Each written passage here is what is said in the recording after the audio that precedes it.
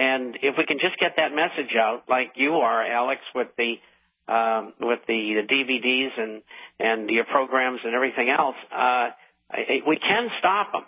You never know. There's always some untoward event that happens that nobody expects. And, it could be a bank going under. It could be a revolution in some country. It could be an assassination in some country that wasn't planned by the Illuminists. You just never know. There can be that event. And when that event happens, people, all of a sudden, it comes together for them. And they say, well, as you said, Alex, let's bring them to trial. These people are treasonous. Well, Bob, you're absolutely right. And, folks, I don't just get up here like a cheerleader telling you we have a chance to beat these people. The biggest thing we have going against us is the phony Christian churches. And, again, I'm a Christian. The phony Christian churches, Catholic, Protestant, you name it, bought off by the World Council of Churches, openly on FEMA payroll. We told you when it was classified. Now it's mainstream news. I start thinking about the amazing amount of stuff we break here. It's just incredible, thanks to the listeners that feed us all this info that we then double-check, triple-check. And their churches are saying, lay down, this is good, the government loves you, it's of the Lord, do what they say. As soon as that is torn aside, and we're getting very close to that, then we can move forward. But they've told Christians it's the end of the world, so don't fight evil, lay down and take it. Folks, even if it is the end of the world, which I don't believe it is, you've got a duty to fight evil, don't you, Bob? Absolutely. Absolutely. Right to the very end. And a lot of us can't do it, and that's okay. We're not all built that way. But there are a lot of people out there who are bright and intellectually and physically powerful. They're healthy people, and they should be joining in us in this thing. I've been at this for almost 50 years. And quite frankly, I never get tired because I don't want to get beat. I want to beat them. And that's why I keep on doing what I do. Exactly. You've got to turn the survival instinct, the competitive instinct loose against these people and know that all around you, millions of people worldwide, millions in the United States, we are all working towards the same thing, bringing tyrants to justice. And we're going to defeat these people in the end. I want to go to Eddie and all these other callers, but, Bob, I've got to get this question out to you as well. Obama comes out and says, I'm going to protect the torturers. We're not going to call it torture anymore. We're going to call it tough interrogation. The camps are going to stay open. If you really read what the memos and executive orders say, it's going to continue. Here's the headline here out of the news, is Obama shields CIA officers over use of torture. Is chaining someone up to a wall where they can't move or where they are forced to stand for 7.5 days. From what I've read about torture throughout the last few thousand years in Korea and Russia and Vietnam, isn't that one of the worst forms of torture, is tying somebody up to a wall? Absolutely. And they also use water torture while they're at it. And, not immersion, but the dripping on the head and the dripping in the cell, and then the lights are on all the time, and they're playing loud music, and they got all sorts of tricks that they use. And by the way, the North Vietnamese turned our airmen in a year or two, most of them, into gibbering zombies with that. Go ahead. That's right.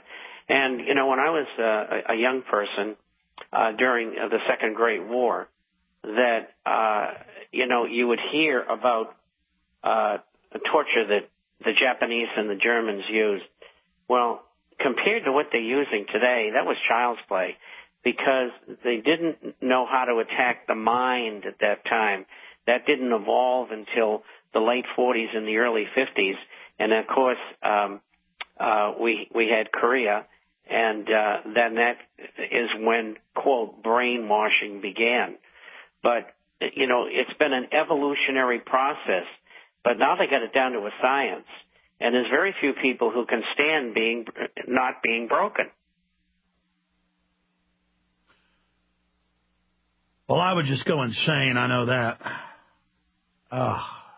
Can you imagine? Well, the even sicker part is they then try to say, we've been torturing him for 7 years. Now they confess to 9/11, and then they marched him in a few months ago, and they began screaming, I was tortured, it's fake, I was promised to be let go. And then they go, oh, shut down the trial. And that was in the news, in the news wires, but never on the nightly news, that they march him up and go, you now plead guilty. They finally thought they could take him to one of these kangaroo courts, and they start screaming, I was tortured, it's all fake. They still hadn't broken him. Can you imagine the torture they're under now? Oh, it must be unbelievable. And, the point I was really trying to make about World War II is that America never did such things.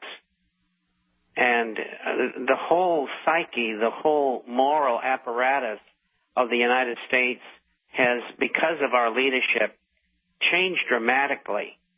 And, there are a lot of people who are subscribers to the publication who worked in counterintelligence with the government, and most of them are in the 60s, 70s, and 80s, and they've all said the same thing to me. We never did anything like that.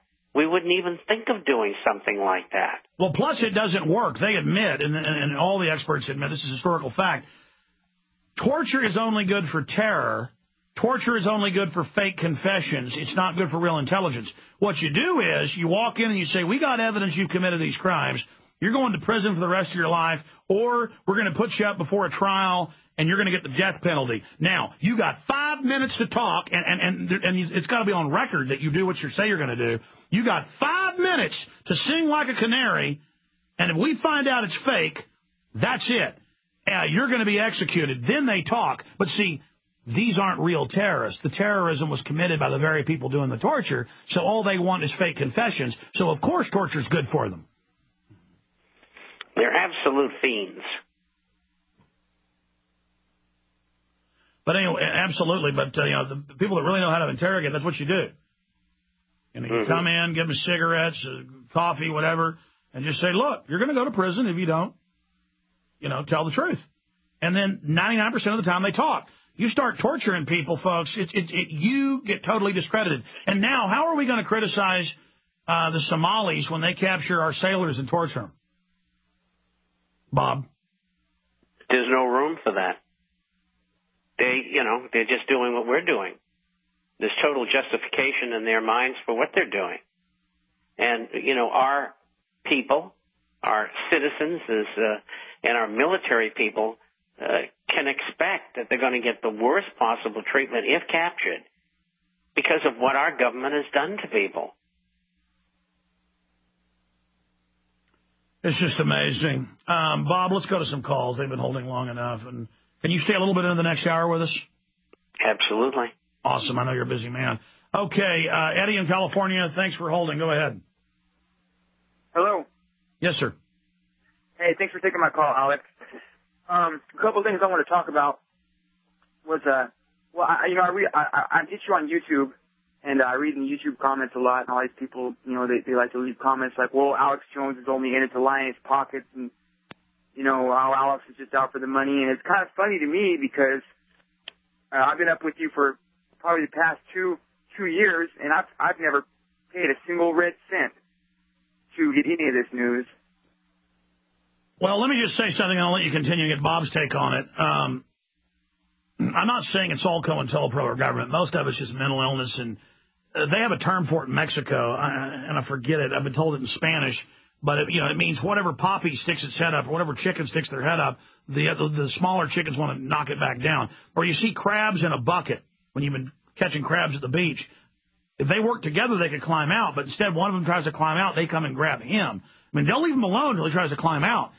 And I actually wish I didn't have to spend my time trying to raise money through sponsors and sales of videos to run the operation, because then I could make more films and get more information out. But we live in the real world. So I love these people that say, oh, you should have your radio show for free and your films for free. Well, I mean, I guess I could live with my parents, and then maybe somebody could pay for the microphone. I mean, this is mental illness. But if you read the COINTELPRO documents, they say, when they were trying to neutralize groups in the 60s and 70s, talk about how they're in it for money. Talk about it. Well, of course I've got to want money. And I'm not going to lie. I like once every 2 weeks to go eat a decent steak or something. Of course, I'm on a diet now. I'm not doing that. I'm wearing a shirt right now that's got holes in the back of it because I'm attached to the shirt. I'm wearing a black shirt I've had since high school. But, I mean, I'm not into things. My dad gave me a watch, so I like it. You know, I mean, I like old cannonballs and stuff that, you know, were passed down from my great-great-grandpa or whatever. I mean, I'm into paintings my great-grandma painted, but I wouldn't sell out for money. See, money itself isn't a bad thing. Like, gun isn't a bad thing. And that's all they can do. They can't talk about our info. So I give my films out for free. I post where they're at for free, and so that upsets them so much. They've got to say no. There's nobody pure of heart. There's nobody who's good. But I mean, Bob, it's mental illness, isn't it?